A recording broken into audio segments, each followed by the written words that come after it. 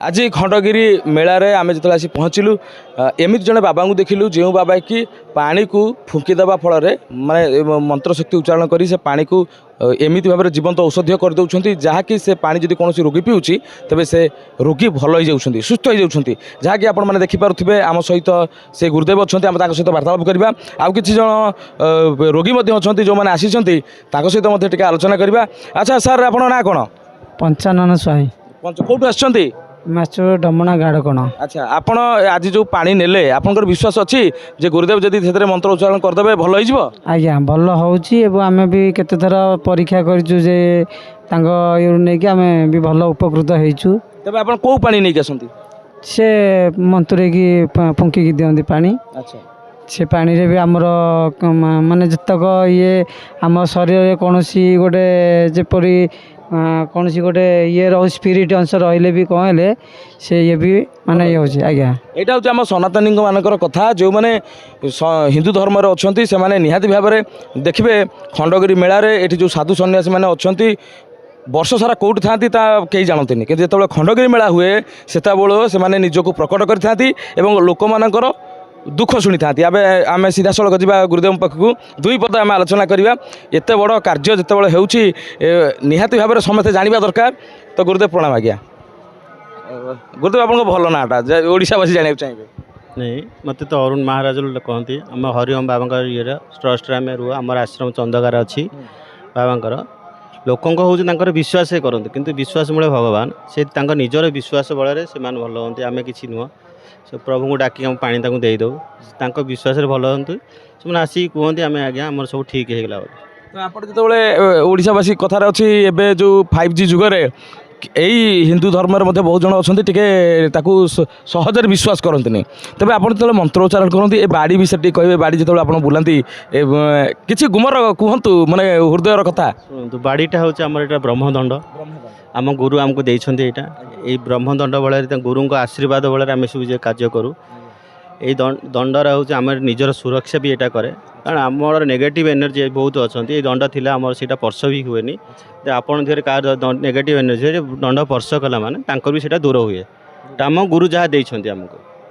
तो आउ जड़े गुरुदेव सागर तो कथा भाई टे बस ये ए भाई ये आसी आप कौटू आसछंती आम शहीद नगर आसू। तेज गुरुदेव विषय केमी जानले गुरुदेव से प्रथम मो भाई आम भाई मत डाक तो मुझे आसी विश्वास बहुत मत एमती बहुत कथा कहले मोर विश्वास आसी। अच्छा आपन केते वर्ष धरी विश्वास मो 5 वर्ष हे गलानी आपन एमती गोटे स्टोरी कहबे कहानी जेमति कि आपन भल होई जा फल आपन विश्वास कर पड़ी। आज्ञा मोर प्रथम तो मो से विषय कहले बर्तमान मो देह लोम टांकुरी जाउची कारण जेतेले मो पुओ माने जाइथिला स्कूल को स्कूल संध्या घर को फेरी से ता तीर गोटे स्पिरिट अंश रही जहाँफल कि से माने 4-5 जन पिला भी फोपाड़ी मो पुओ देखा पतला ताक गोटे छोट पिला धरले भी से रहा चापुड़े कि से ये भी फोपाड़ी देती पिला फोपाड़ी देवा फल भी पिला माने चापुड़ी घर को आनिक छाड़ी आने भितर मु पूरा विचलित होगी गाँव भी जाकि देखा देख कली कि से उपकृत हो पारिली ना किंतु एठे आम गाँव आम यही साहि से जनक देहरे जड़े मरी तार आत्माटा ये रही कि जाकि गुरुदेव से जाकि से येटा ये करथिले देहरु छड़े जहाँफल कि खाली लोक आम गोटाए पानी माठिया भी हाथ में टेकिक नवा को सक्षम लोक किंतु सी दांते पानी माठियाटा पानी फुल हो दांते कामुड़ी 100 मीटर दूर नहीं जाकि पकई ना ना से स्त्री लोक देहरे गोटे लगी जोटा तापर मो पुओ देहरे लगी कि से स्त्री लोक जो झाड़ी से येटा आम माने किए झाड़ी बुझु बुझुक से जिनस पालु सी कि से मो पुओ को फोन रे ही फुंकिकी झाड़ी रखी किंतु से से दबिक रही तथापि मो मन बुझलानी मु कहली कि जाकि देखा करी ना से टाइम रे देखा करेगी पुणी ये करती से नोट आमर गोटे विश्वास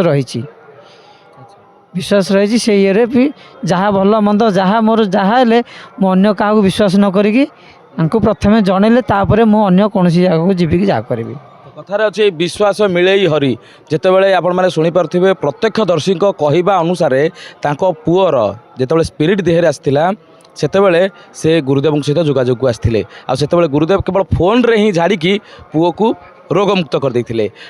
ଗୁରୁଦେବ ଆପଣ କେତେ ଦିନ ହେଇଯିବ ଏଇ କାର୍ଯ୍ୟକ୍ରମରେ ସଂଶ୍ଳିଷ୍ଟ ରହିଲେଣି? ଏଇଟା ମୋର ଛୋଟବେଳେ ଇଏଟା ଅଛି ଦୈବିକ ଶକ୍ତି। ମୁଁ ବି ନିଜେ ବି ଜାଣିନଥିଲି କିଛିଟା ଅଛି, ଏଇଟା ପୂର୍ବ ଜନ୍ମର କିଛିଟା ଥାଏ। ଯେତେବେଳେ ମୁଁ ଗୁରୁମାନଙ୍କ ସଂସ୍ପର୍ଶରେ ଆସିଲେ ନିଜେ ଜାଣିଲି ମୋ ପାଖରେ କ'ଣ ଅଛି। ମୁଁ ଯାହାକୁ ଯାହା କହିଦେଉଛି, ସେଟା 7-8 ବର୍ଷ ହେଇଥିଲା ମୁଁ ଲୋକଙ୍କୁ କହିଦିଏ ତୁମର ଏଇଟା ଇଏ ହେଉଛି। ହଠାତ୍ ଦେଖି ତାଙ୍କୁ କହିବି ତୁମେ ଏଥିପାଇଁ ଆଇଛ, କ'ଣ ଏଇଟା ଭାବୁଛ, ତୁମର ହେଇଯିବ କାମ। ତାଙ୍କର ହେଇଯାଏ, କିନ୍ତୁ ମୁଁ ଜାଣିପାରେ ଏଇଟା କ'ଣ ହେଉଛି। ଜଣେ ଗୁରୁଦେବଙ୍କୁ ମୁଁ ପଚାରିଲି ମୋର ଏଇ ଜିନିଷ କ'ଣ ମୁଁ କହୁଛି, ସେ ମୋତେ ତାପରେ ଦେଖେଇଲେ ଲାଇନ୍। କହିଲେ ତୁମେ ଯୋଗରେ ବସ ଜାଣିବ। ମୁଁ ତାପରେ ଯୋଗଠୁ ଆରମ୍ଭ କଲି, ନିଜେ ସାକ୍ଷାତ କଲି ଯେଉଁ ପରମ ବ୍ରହ୍ମ ସାଙ୍ଗେ ତାଙ୍କ ସହିତ ଆଭାସ ପାଇଲି ତାଙ୍କର। ନିଜର ଆସ୍ତେ ଆସ୍ତେ ଶକ୍ତିଟା ଜାଗ୍ରତ ହେଲା ବାବାଙ୍କ ସଂସ୍ପର୍ଶରେ ଆସିକି, ଆମ ହରିଓମ ବାବାଙ୍କ ଇଏରେ ଜିନିଷଟା। ତ ଆଉ ଗୋଟେ କଥା, ଆପଣ ଯେଉଁ ପାଣି ମନ୍ତୁରେଇକି ଦେଉଛନ୍ତି ସେ ପାଣି କେଉଁ ପାଣି, ମାନେ ଯେକୌଣସି ପାଣି ହେଲେ ଚଳିବ ନା କେବଳ ବୋଟଲ ପାଣି? ନାଇଁ ବୋଟଲ ପାଣି ନାହିଁ, ସମସ୍ତେ ବୋଟଲ ପାଣି ତ ଆଣିପାରିବେନି। ଆମର ବେଶୀ ବ୍ୟବହାର ହୁଏ କୂଅ ପୋଖରୀ ପାଣି, ସେଇ ଜିନିଷରେ ହଁ ହେବ କିଛି ନାହିଁ। ପାଣି ତ ହେଉଛି ପାଣି ଗଙ୍ଗାଙ୍କ ଧରାଯାଏ, କ'ଣ ଯେକୌଣସି ପାଣି ହେଲେ କିଛି ଅସୁବିଧା ନାହିଁ। ଏ ହେଉଛି ବିଶ୍ୱାସ, ଆପଣଙ୍କ ଯଦି ବିଶ୍ୱାସ ଅଛି ସେ ପାଣି ବି ଗଙ୍ଗା ଜଳ ସହ ସଦୃଶ। ତ ଆପଣ ଯେତେବେଳେ ଆସୁଛନ୍ତି ଖଣ୍ଡଗିରି ମେଳାକୁ ନିହାତି ଭାବରେ ଏଭଳି ପୁଣ୍ୟାତ୍ମା ସାଧୁସନ୍ତଙ୍କ ସହିତ ଯୋଗାଯୋଗରେ ନିହାତି ଆସିବେ।